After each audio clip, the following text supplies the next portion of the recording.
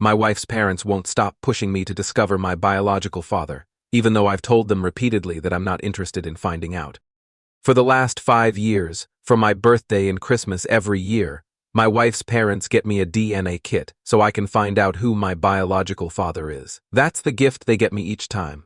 I've told them I'm not going to find out, and I've tried returning gifts, giving them away to someone else, or throwing them in the trash, but they still buy me the same thing twice a year. My wife told them they're wasting their money and need to stop, but they still buy me this. And the reason? One time I expressed that I wanted to know for sure who my father was. The reason I don't take the gift and find out? Because I have 3 potential fathers. A guy my mom dated, his brother, who was engaged at the time, and his father, who was married to his mother. My mom has been honest with me about it, and she thinks it's more likely to be the once engaged brother, or the father who is my biological father, but she doesn't know. She never told them about me because she realized the truth would cause much trouble. I don't want to drop a bomb on these people and risk being hated for it. If they're angry enough, they might refuse to give me any information, and I know they could handle it better, but I'm not willing to take the risk. It's not worth it to me. My in-laws disagree, but instead of continuing to tell me I need to find out, they do this. It's annoying, honestly, and I feel like we're stuck in this back and forth. So I decided a few days ago to tell them outright to stop buying me gifts. I said I wouldn't use the DNA kits they kept getting me, and throwing them away was getting tiring. They told me if I wasn't so rude and actually kept and used their gift, it wouldn't be such a big deal. They said they're trying to help me and I'm unappreciative. My wife has my back, but I do hate doing this with them. Am I the idiot? Not the idiot. This isn't about gifts. It's about the in-laws who clearly have an agenda. Easy fix. Tell them you've done the test and the as desired. Never tell them. Let them work themselves into a tizzy. Honestly, you're not going to get through to them, so have some fun with it. Your in-laws are unhinged. Have your wife take the DNA test. Maybe they have some skeletons to unearth in her family since they're so obsessed with your parentage. Your in-laws intentionally disrespect your decisions and waste a lot of money on these kits. In my opinion, you should make a big show of stomping those DNA kits to pieces the moment you receive them to embarrass them into respecting your boundaries and stop wasting money. And since your wife has your back, maybe start gifting the tests back to the in-laws instead of giving them holiday gifts. They want the drama and to be able to gossip about OP and his mom. Nasty. No over-the-counter DNA kit will be sensitive enough to distinguish among 3 men who are related this closely. Plus, they would have to submit the same tests and agree to be contacted if a match existed. It's a waste of time and money. The only DNA test that would work in this situation is for all of the men to agree to go to a lab so their DNA can be compared to yours, and even then you might not be able to distinguish which among those 3 is the father. Dude, what's up with your mom, LOL? That's the story I want. She was intimate with 2 brothers and their dad in the same month. Everyone else just glazed right over that piece of gnarliness. Heck, if she could narrow it down, it must have happened within a week, perhaps a matter of days. Almost kind of impressive. My wife has been a stay-at-home mom since our eldest was born. Even though our youngest is now pre-teen, she stays home to care for the house and is available for pickups, volunteering at the children's schools, for various closings, etc. We've always talked to our daughters, 25, 21, nearly adult, and pre-teen about their futures, careers, etc. We made it clear we'll support whatever path they want. Our eldest is 25 and chose to settle down and become a stay-at-home mom. Our 21-year-old is in college, has no plans for marriage or kids, and wants to focus on a career. We're happy for both of them and all their successes. Our nearly adult Sasha is in her senior year and getting ready to start applying to universities. Like our 21-year-old Sasha wants to focus on her career and maybe get married, but definitely no kids. She's been saying this for a while and we've supported that dream. Our other kids seem to appreciate what their mother does and has never belittled her position in the household.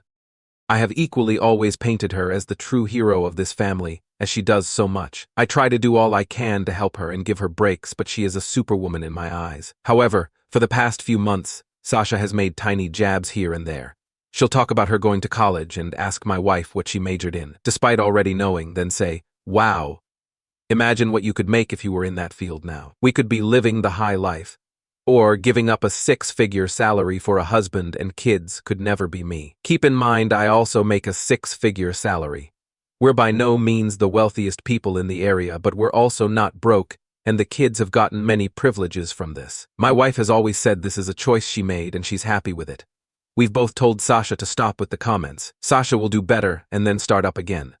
Labor Day is when Sasha blew it, in my wife's words. We set up a barbecue for our family with everyone there. I grilled with my wife, cooked the rest, and set it up with our daughter's help, except Sasha. At one point, my wife talked about volunteering at our youngest school, as they needed someone to run an art club. Our youngest is so excited about this. Sasha kept making jabs at how dull my wife's life was. I corrected her, but my wife just kept trying to let it go. Then our eldest said something about keeping up with the housework and a small child at home. Sasha scoffed and said it couldn't be that hard. My wife chimed in and said it's more work than you realize. Sasha rolled her eyes and said to my wife, "Well, you chose to be the loser who stays home and wastes her life away." My wife was clearly about to cry. I sent Sasha to her room.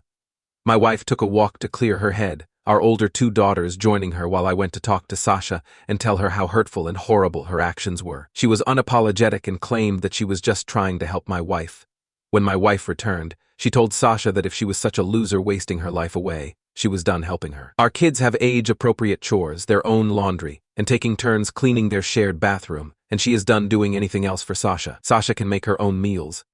She's free to join us at dinner, but it'll be food she cooks and will be things we already have in the house, or she can go buy it with her own money. As Sasha refused my wife's attempts to teach her how to cook over the years, it'll be her struggle. Sasha can find her own way to school.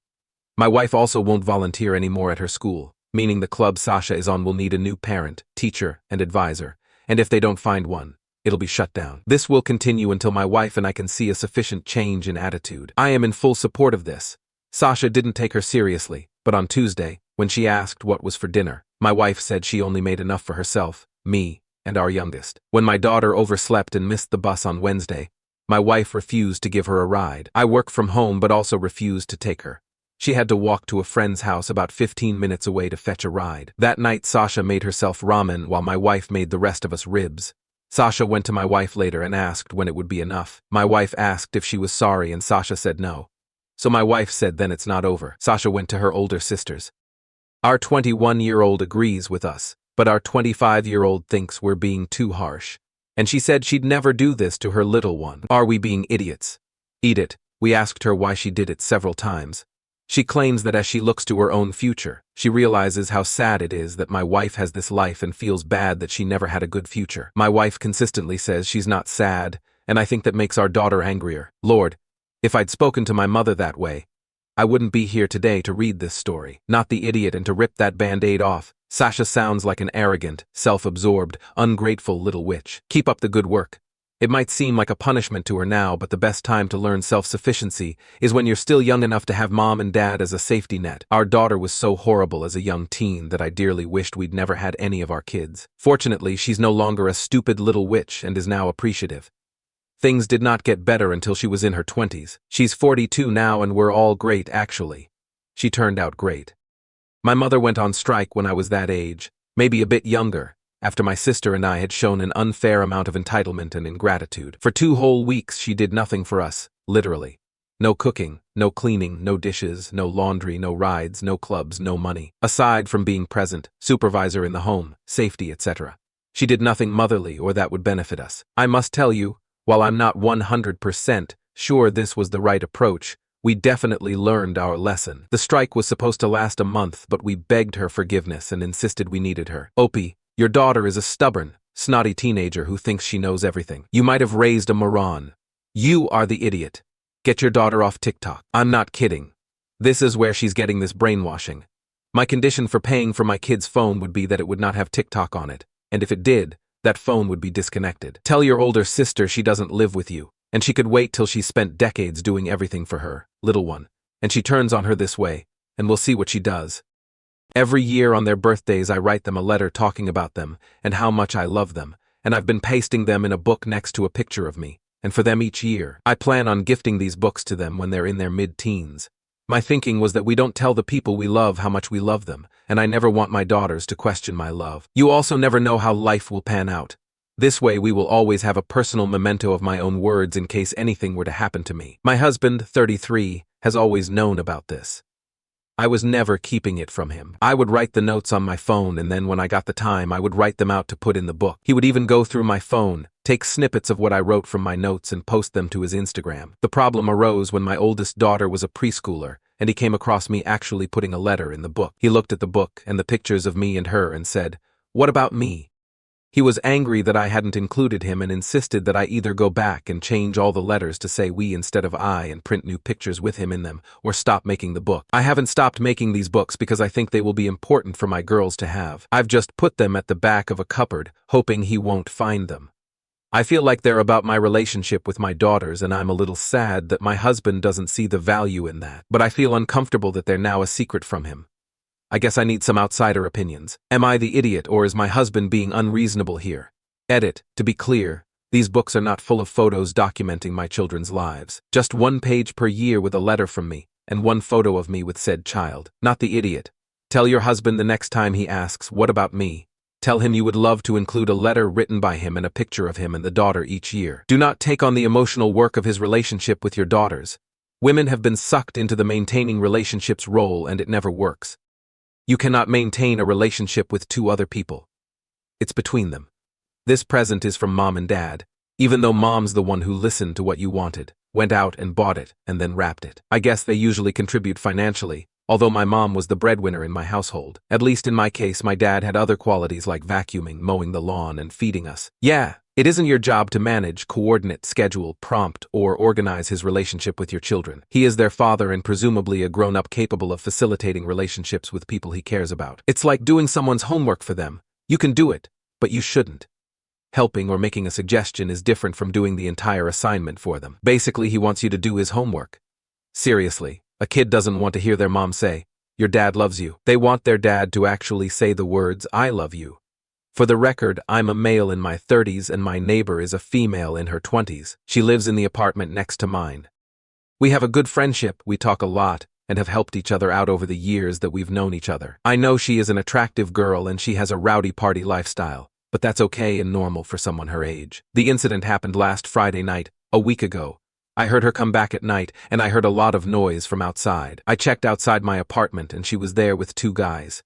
The three of them were visibly intoxicated, and she was fumbling to unlock her apartment door. I asked if everything was all right, and she was happy and laughing with these two young guys she said she'd met that night at a bar, and apparently they immediately hit it off. She and the two guys all looked super intoxicated, and to be honest, I was really worried about her, but I decided not to say or do anything. I went back to my apartment.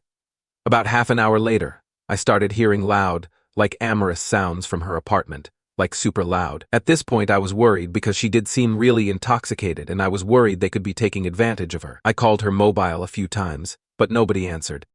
I went outside and knocked on her apartment door for a good 5 minutes. Nobody answered and I kept knocking. Eventually she answered and opened the door.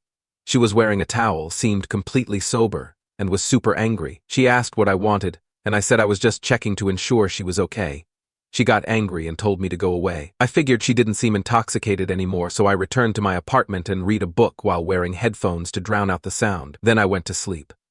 The next time we saw each other, she was livid at me. She said I was patronizing and acting like her dad. I said I wasn't her dad, I was just looking out for her, and wanted her to be safe. She said she didn't need me to try to act like that, which was ridiculous and patronizing. Am I the idiot? You owe her an apology.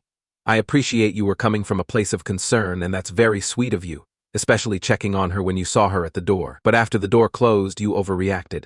Also, what do amorous sounds mean? You are the idiot. She told you she was all right when she got back home. Did you think they were going to play Monopoly? Leave people alone. You heard no screams for help. That really raised some question marks for me. He heard them having intimacy, so he decided to call her multiple times and bang on her door for 5 minutes. What the heck was going through his mind? Hi neighbor, I heard you having intimacy and I was worried about you. Are you okay after having it? Jesus. He's upset she didn't invite him to the party. He was subconsciously jealous. This is the only logical explanation. There's no other reason for someone to bang on the door of his hot neighbor for 5 minutes. LMOO, he definitely likes her. I hope they will someday hook up. But I really didn't like the idea of that fantasy being tainted.